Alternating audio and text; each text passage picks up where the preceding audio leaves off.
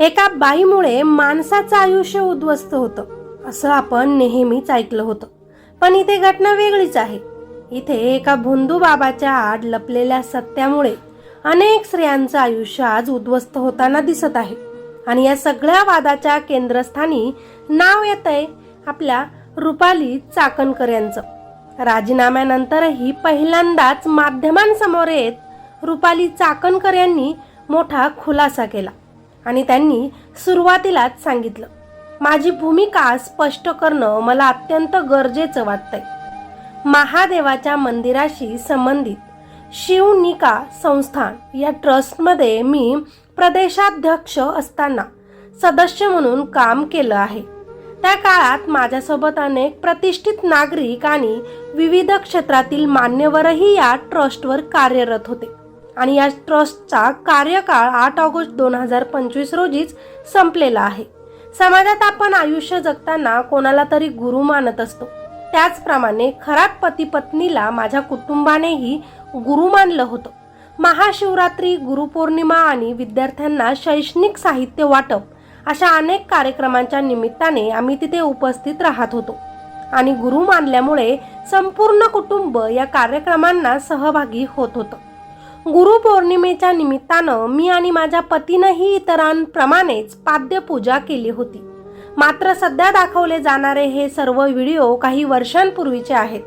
5-6 वर्षांपूर्वी आपण ज्या लोकांच्या संपर्कात असतो त्यानंतर त्यांच्या आयुष्यात काय घडेल, ते कसे वागतील, त्यांच्या वैयक्तिक आयुष्याबद्दल काय सत्य असेल याची कल्पना आपल्याला नसते. आज जो आपल्यासोबत आहे तो उद्या कसा वागेल हे कोणालाही माहिती नसतं. मला जेव्हा ही घटना समजली तेव्हा मला प्रचंड धक्का बसला होता आणि मी लगेचच त्याबाबत माझी भूमिका स्पष्ट करणारी पोस्टही केली होती. या देवस्थानी ट्रस्टची माझा आणि माझ्या कुटुंबाचा संबंध होता हे मी मान्य करते, पण अशोक खरात आणि त्यांच्या वैयक्तिक आयुष्याबद्दल मला कोणतीही माहिती असल्याचं कारण नव्हतं. मी सुरुवातीपासूनच पोलिसांनी निष्पक्ष आणि पारदर्शक तपास करावा अशी माझी भूमिका घेतली आहे. यासाठी मी पोलीस महासंचालकांना तसेच देवेंद्र फडणवीस यांना पत्र दिलं आहे. तसेच सुनेत्रा पवार यांची भेट घेऊन या संपूर्ण प्रकरणाचा तपास पारदर्शक आणि निष्पक्ष व्हावा अशी मागणीही केली आहे. जे घडलं आहे ते अत्यंत चुकीचं आणि घाणेरडं कृत्य आहे. मी त्यांचं कोणत्याही परिस्थितीत समर्थन करणार नाही आणि दोषी व्यक्तींवर कठोरात कठोर कारवाई झालीच पाहिजे अशी माझी स्पष्ट भूमिका आहे. काही लोकांवर आपण विश्वास ठेवतो, आपली त्यांच्यावर आध्यात्मिक श्रद्धा असते. माझं कुटुंब वारकरी परंपरेचं आहे आणि त्या श्रद्धेमुळेच आम्ही त्यांच्या कुटुंबाशी जोडले गेलो होतो. पण त्यांच्या आयुष्याची दुसरी बाजू आमच्यासमोर कधीच आली नाही. आम्ही वर्षातली काही ठराविक कार्यक्रमांच्या निमित्ताने काही काळापुरतेच तिथे उपस्थित राहत होतो. गेल्या 2-3 दिवसांपासून माझ्याबाबत चुकीच्या बातम्या पसरवल्या जात आहेत आणि त्याचा मी तीव्र निषेध करते. 5 तारखेला एका मुलीचा मेल मला आला होता, ज्यामध्ये खरातच्या ऑफिसमध्ये काम करणाऱ्या एका व्यक्तीविरोधात तक्रार होती. त्याच दिवशी आम्ही पोलिसांना पत्र देऊन तपास करण्याचे आदेश दिले होते. त्या प्रकरणाची सुनावणीही 17 तारखेलाच आयोग कार्यालयात झाली आणि पोलिसांनी कारवाई करू असे लेखी दिले आहे. त्या तक्रारीत खरातचं नाव नव्हतं, तरीही आम्ही कोणतीही ढिलाई न करता चौकशीचे आदेश दिले होते. मी स्पष्ट सांगू इच्छिते की मी कोणत्याही व्यक्तीला किंवा संस्थेला पाठीशी घातलेलं नाही. काही जण मुद्दाम चुकीच्या पद्धतीनं बातम्या पसरवत आहेत आणि महिला असल्यामुळे मला सॉफ्ट टार्गेट केलं जात आहे. काही लोकांनी पत्रकार परिषद घेऊन चुकीची माहिती दिली आहे. मात्र या सर्वांवर आम्ही कायदेशीर कारवाई करणार आहोत. त्यामुळे संपूर्ण प्रकरणाचा तपास निष्पक्ष, पारदर्शक आणि कोणत्याही दबावाशिवाय व्हावा. कोणतीही शंका उरू नये आणि सत्य समोर यावं यासाठीच मी महिला आयोगाच्या अध्यक्षपदाचा राजीनामा दिला आहे. आता पुढील निर्णय सुनेत्रा पवार घेतील, पण माझी एकच भूमिका आहे की सत्य बाहेर आलंच पाहिजे आणि दोषींना शिक्षा ही झालीच पाहिजे. नाशिकमध्ये भोंदूबाबा प्रकरणामुळे मोठा वाद निर्माण झाला आणि त्यात रुपाली चाकणकर या मोठ्या अडचणीत सापडल्या. विरोधकांसोबतच त्यांच्या स्वतःच्या पक्षातील नेत्या रुपाली ठोंबरे यांनीही त्यांच्यावर जोरदार हल्लाबोल केला. ठोंबरे यांनी गंभीर आरोप करत सांगितलं की या प्रकरणातील अनेक कडू सत्य अजित पवार यांना आधीपासूनच माहिती होते आणि त्यांनी चाकणकरांचा राजीनामाही मागितला होता, पण तो थांबवण्यात आला. त्या पुढे म्हणाल्या की अजितदादा जिवंत असते तर त्यांनी या सगळ्यांना छडीच्या तालावर सरळ केलं असतं. राजीनामा दिल्यानंतरही चाकणकर हसताना दिसल्यामुळे ठोंबरेंनी त्यांच्यावर टीका केली आणि हा सर्व प्रकार जबाबदारी न समजता केलेला असल्याचं म्हटलं. तसेच चाकणकर या वारंवार नाशिकला त्या भोंदूबाबांकडे जात होत्या.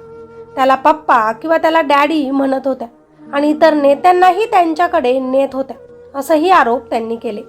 या सगळ्या प्रकारामागे चाकणकरच मुख्य जबाबदार असल्याचा ठाम दावा करत अशा वागणुकीमुळे पदाची प्रतिष्ठा कमी झाली असून महाराष्ट्र अशा गोष्टी सहन करणार नाही असा इशाराही त्यांनी दिला. तसेच रुपाली चाकणकर यांच्यावर लोक आज खूप चिडले, कारण अशोक खरात प्रकरण समोर आल्यानंतर त्यांच्या नावाचा थेट गुन्ह्यात संबंध नसतानाही त्यांचं खरात कुटुंबाशी गुरु म्हणत जुना संबंध असल्याचं समोर आलं आणि त्यामुळे लोकांच्या मनात त्यांच्याबद्दलच संशय निर्माण झाला. ज्यांच्यावर गंभीर आरोप आहेत त्यांना कधी काळी इतका मान दिला गेला होता हे लोकांना काही पटेना. त्यामुळे भावना भडकल्या. त्यातच सोशल मीडियावर त्यांच्या पाद्यपूजेचे आणि कार्यक्रमातील अनेक व्हिडिओज व्हायरल झाले, ज्यामुळे लोकांना अधिक टीका करायला सुरुवात केली. अनेकांना असंही वाटलं की महिला आयोगाच्या अध्यक्ष म्हणून त्यांनी या प्रकरणात सुरुवातीला जास्त कडक आणि स्पष्ट भूमिका घेतली नाही, त्यामुळेच नाराजी वाढली. या सगळ्यांवर विरोधकांनीही मुद्दा उचलला आणि हे प्रकरण राजकीय पातळीवर गेलं. त्यामुळे दबाव आणखी वाढला आणि लोकांचा राग स्पष्टपणे दिसू लागला. रुपाली चाकणकर यांनी महिला आयोगाच्या अध्यक्षपदाचा राजीनामा दिला. यामागे अनेक स्तरांवर कारणं दिसून येतात. एकीकडे अशोक खरात प्रकरणामुळे निर्माण झालेला वाद, त्यांचं नाव थेट आरोपी म्हणून नसतानाही गुरु म्हणून असलेला जुना संबंध आणि दुसरीकडे वाढत चाललेला सामाजिक व राजकीय दबाव. या सगळ्यांमुळेच त्यांच्या भूमिकेवर प्रश्नचिन्ह उपस्थित होऊ लागलं. त्यांनी स्वतः माध्यमांसमोर येऊन सांगितलं की हा राजीनामा त्यांनी निष्पक्ष आणि पारदर्शक तपास व्हावा, कोणत्याही पदाचा किंवा व्यक्तीचा प्रभाव राहू नये यासाठी दिला आहे. मात्र राजीनामा त्यांच्याकडून स्वइच्छेनं घेतला गेला की राजकीय पातळीवर दबाव होता? विशेष म्हणजे देवेंद्र फडणवीस किंवा सत्तेतून तो निर्णय घ्यायला लावला गेला का? याबाबत अधिकृतपणे स्पष्ट विधान समोर आलेलं नाही आणि हा मुद्दा अजूनही चर्चेचा विषयच आहे. या सगळ्या घडामोडींमध्ये सुनेत्रा पवार यांची भूमिका महत्त्वाची ठरते, कारण राजीनामा दिल्यानंतर पुढील प्रशासकीय आणि राजकीय निर्णय त्यांच्या स्तरावर घेतले जाणार असल्याचं सांगितलं गेलं. तसेच त्यांनी तपास पारदर्शक व्हावा यासाठी चर्चा आणि समन्वयाची भूमिका बजावल्याचंही समोर आलं. त्यामुळे या संपूर्ण प्रकरणात एक गोष्ट स्पष्ट होते की हा फक्त एका व्यक्तीचा राजीनामा नसून श्रद्धा, विश्वास, राजकारण आणि जबाबदारी यांच्या गुंतागुंतीतून निर्माण झालेला एक मोठा वाद आहे, ज्यांचं अंतिम सत्य तपासानंतरच आता पूर्णपणे आपल्या समोर येईल. अशोक खरात सध्या अत्यंत गंभीर परिस्थितीत आहे, कारण त्याला पोलिसांनी अटक केलेली असून तो आता पोलीस कोठडीत आहे आणि त्याची कसून चौकशीही सुरू आहे. त्याच्यावर महिलांचे लैंगिक शोषण, ब्लॅकमेल, फसवणूक आणि जादूटोण्याच्या नावाखाली गुन्हे केल्याचे आता गंभीर आरोप आहेत आणि तपास जसजसा पुढे जात आहे तसतसे नवीन धक्कादायक खुलासे समोर येत आहेत. पोलिसांनी त्याच्याकडून अनेक व्हिडिओ आणि पुरावे जप्त केलेले असून अनेक महिलांनी त्याच्या विरोधात तक्रारीही दिल्या आहेत. त्यामुळे हे प्रकरण अधिकच मोठं होत चाललं आहे. या संपूर्ण प्रकरणाची चौकशी विशेष तपास पथक SIT करत असून त्याच्या संपर्कातील लोकांनाही चौकशीसाठी आता बोलवलं जात आहे. रुपाली चाकणकर आणि अशोक खरात प्रकरणात नेमकं सत्य काय आहे असं तुम्हाला वाटतं? रुपाली चाकणकर यांनी दिलेला राजीनामा हा योग्य निर्णय होता का, की त्यामागे अजून काही मोठं कारण लपलेलं आहे. ज्यांना आपण गुरु मानतो त्यांच्यावर आंधळा विश्वास ठेवणं कितपत योग्य आहे? या प्रकरणात रुपाली चाकणकर यांच्यावर टीका करणं योग्य आहे का, की त्यांना फक्त परिस्थितीचा फटका बसला? आणि सगळ्यात महत्त्वाचा प्रश्न, या संपूर्ण प्रकरणात तुम्हाला दोष कुणाचा वाटतो? खाली कॉमेंटमध्ये तुमच्या प्रतिक्रिया नक्कीच सांगा. रुपाली चाकणकर आणि अशोक खरात या प्रकरणातून एक गोष्ट मात्र नक्की समजते: आंधळा विश्वास कधीच कुणावर करू नये.